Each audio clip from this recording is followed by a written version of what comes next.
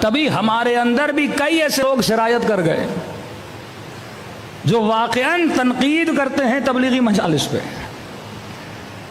کہتے یہ روش نہیں ہماری مجلس۔ مجلس کا مطلب یہ ہے کہ فضائل اہل بیت ہوں اور مصائب ہوں۔ جنہوں نے فضائل کا دائرہ صرف جنگوں تک محدود کر دیا کہ مولا علی لڑیں گے تو یہ علی کی فضیلت ہے، لیکن نماز مثلا مولا کی فضیلت نہیں ہے۔ تو کسی نے کہا کہ مولانا مجلس کس طرح پڑھی جائے؟ میں نے کہا نہ آپ بتاؤ نہ میں بتاؤں یا فلاں مولوی بتائے، اہل بیت نے اصول بتائیں۔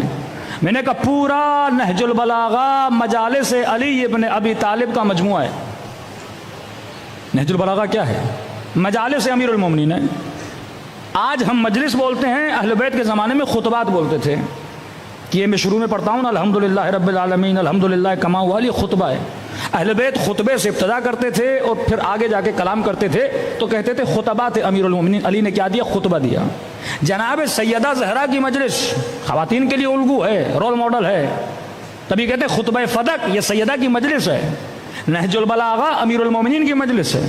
بڑے سے بڑے مولوی کو لا کر بٹھائیے کہ جناب ہم مجلس کی روش نکالنا چاہتے ہیں کہ اہل بیت مجلس کس طرح پڑھتے تھے۔ چھٹے امام کے خطبات، چوتھے امام کے خطبات، امام رضا کے خطبات، امیر المومنین کے خطبات۔ میں نے کہا روش مجلس خطبہ ہے امیر المومنین سے نکالو۔ خطبے کی ابتدا توحید خدا سے، اس کے بعد امیر المومنین واجبات کو گنواتے ہیں، اس کے بعد امر بالمعروف کرتے ہیں، نہی عن المنکر کرتے ہیں، آخر میں جا کے پھر بتاتے ہیں کہ تمہیں جو بتا رہے ہیں ان کی فضیلت کیا ہے۔ خطبہ جناب سیدہ فاطمہ زہرا اللہ کی توحید کا ذکر کرتی ہیں، نماز کا ذکر کرتی ہیں، زکوٰۃ کا ذکر کرتی ہیں، پھر عربوں کو ان کے حالات بتاتی ہیں کہ تم کیا تھے اور میرے بابا نے کیا کیا، پھر اپنی فضیلت کو بیان کرتی ہیں۔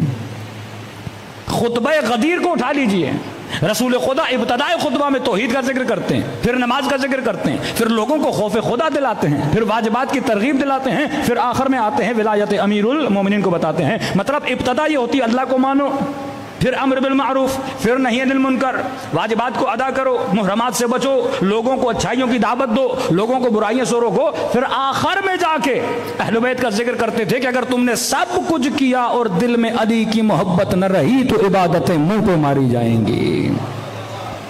ہم کیا کرتے ہیں؟ آخر کو لیتے ہیں کہ دنی مولانا شروع کو نہیں لینا۔ بندے خدا اگر معاشرے کے اندر اصلاح نہیں ہوگی، معاشرہ علوی معاشرہ کیسے بنے گا؟ اس جوان کو ہم نے امام زمانہ کے لیے تیار کرنا ہے، اس زبان کے برین کو امام زمانہ کے لیے۔ جب اس کی سوچ امام حسین جیسی نہیں بنے گی، جب اس کی فکر جناب زہرا جیسی نہیں بنے گی، یہ اس انقلاب مہدوی کے لیے تیار نہیں ہوگا۔ تو جب تک معاشرے میں گفتگو کا طریقہ وہ نہ ہو جو محمد اور آل محمد کا ہو۔ اب وہی کام جو دشمن اہل بیت نے کیا، کیا کام کیا؟ 3 ورژن بنائے۔ اس میں اتنی احادیث و روایات ہیں جو وقت میں واقع دامن وقت میں نہیں ہے۔ کوئی بھی نوجوان تھیسس لکھنا چاہے، میں نے کل کہا کہ آج کل تو آرٹیفیشل انٹیلیجنس آ گئی، آپ چیٹ GPT میں بھی سوال کریں گے، آدھے جواب تو سارے وہاں پر آ جاتے ہیں۔ جعل حدیث کا ٹاپک کہ حدیث جال کے ساتھ، وہ ہمارے ہاں شیعوں کا ایک وہ مشہور ہے نا ایک بیان کہ جناب کے پیاز نہیں بک رہے تھے اور کہا کہ جس نے مکے کے پیاز کھائے اس پہ جنت واجب ہو گئی۔ تو یہ بالکل اسی طرح ہے کہ جس نے ایک شیعہ کو مارا اس پہ جنت کیا ہو گئی؟